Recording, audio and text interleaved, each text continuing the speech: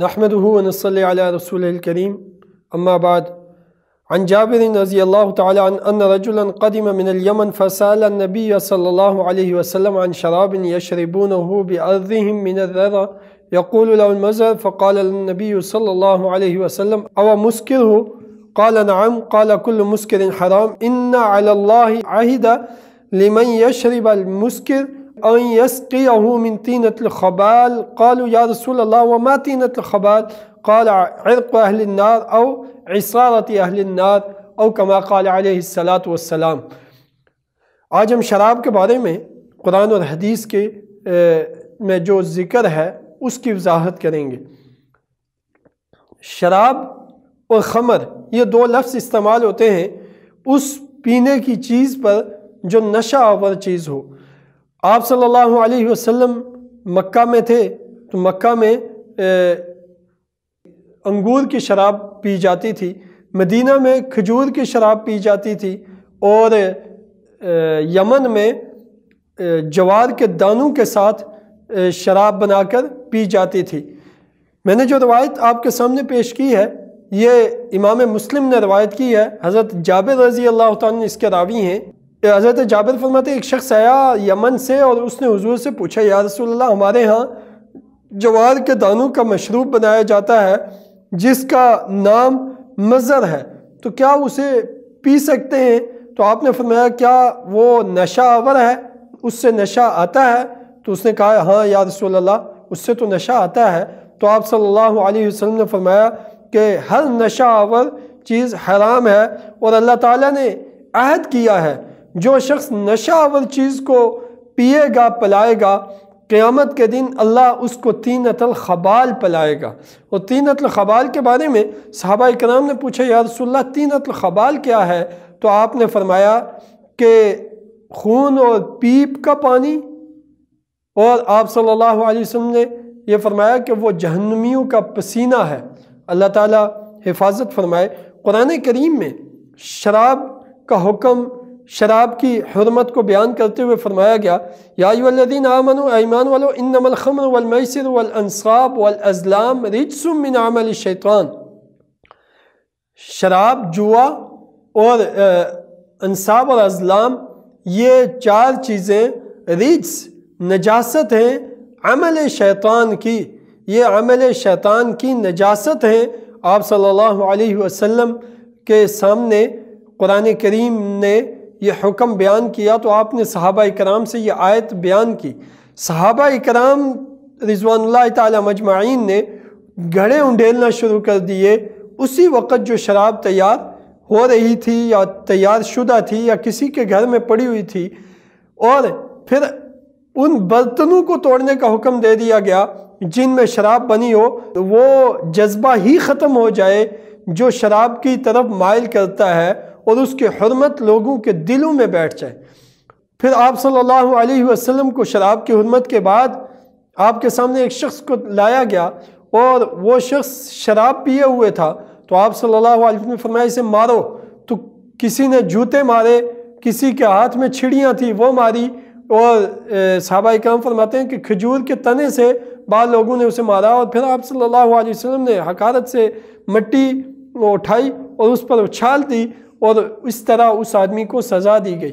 یہ سزا طویل زمانہ یوں لاگو رہی۔ پھر حضرت عمر کا زمانہ آیا تو آپ نے ایسے شخص کے لیے 40 کوڑے مختص کیے شراب کی سزا۔ جب شراب کی شکایات زیادہ آنے لگی، چونکہ اسلام کا جغرافیہ زیادہ پھیل رہا تھا اور نئے نئے لوگ اسلام میں داخل ہو رہے تھے، تو ایک دم سے نئے آدمی کے لیے گناہوں کا چھوڑنا ممکن نہیں ہوتا، تو بسا اوقات ایسی غلطیاں سامنے لوگوں کی آتی کہ وہ شراب پیتے ہیں، تو ان لوگوں کو سزا 80 کوڑوں کی دینی شروع کر دی گئی تاکہ لوگ اس گناہ کے گھنونے پن سے باز رہیں اور اپنے آپ کو تباہ نہ کریں اور اپنی نسل کو تباہ نہ کریں۔ دنیا میں شراب کا یہ نقصان کہ شراب کے نشے میں وہ شخص ہر گناہ کر سکتا ہے، اور شراب نشہ آور چیز ہے جو عقل کو اور فکر کو بالکل ہی مفقود کر دیتی ہے۔ چنانچہ ایسے لوگوں کو دیکھا گیا جو شراب پیتے ہیں اور سرعام باہر بازار میں وہ اپنی قضائے حاجت کے لیے روڈوں پہ بیٹھ جاتے ہیں، وہ اپنے لباس اتار دیتے ہیں، وہ گالم گلوچ منہ سے شروع کر دیتے ہیں، حالانکہ وہ شراب نہ پئیں تو ان میں بڑی شرافت ہوتی ہے، لیکن شراب پینے کی گندگی نے ان کی شرافت کو زائل کر دیا ہوتا ہے، اور وہ جیسے تیسے زبان استعمال کرنا شروع ہو جاتے ہیں، وہ لوگوں کا گریبان پکڑنا شروع ہو جاتے ہیں۔ تو ایسے گناہونی چیز سے شریعت نے حرام کر کے امت مسلمہ کو محفوظ رکھنے کا دنیا میں حکم دیا۔ تو دنیاوی سزا ایسی سزا جس کے ساتھ لوگوں پر اس کا گھنونا پن اور اس کا جرم ہونا ثابت رہے، یہ ایسی سزائیں مقرر کر کے رکھنا یہ حکومت کی ذمہ داری ہے۔ دوسری بات کہ حکومتی سطح پر ہمارے ملک میں جب یہ آئینی طور پر اسلام کی اس حرام کی شق قانونی حیثیت میں نہیں تھی، تو ہماری نوجوان نسل ہر چوراہے اور چوکوں پر اس بیماری میں مبتلا، شراب نوشی اور شراب فروشی کے جرم میں مبتلا تھی۔ تو ایسے حالات میں یہ محسوس کیا گیا کہ ہماری نسل تباہ ہو جائے گی اگر شراب نوشی کی حالت میں رہی، ان کا دین اور ایمان تباہ ہو جائے گا، ان کے اخلاق اور عبادات تباہ ہو جائیں گی، ان کا تعلق مع اللہ ختم ہو جائے گا، حیادارانہ رویے ختم ہو جائیں گے۔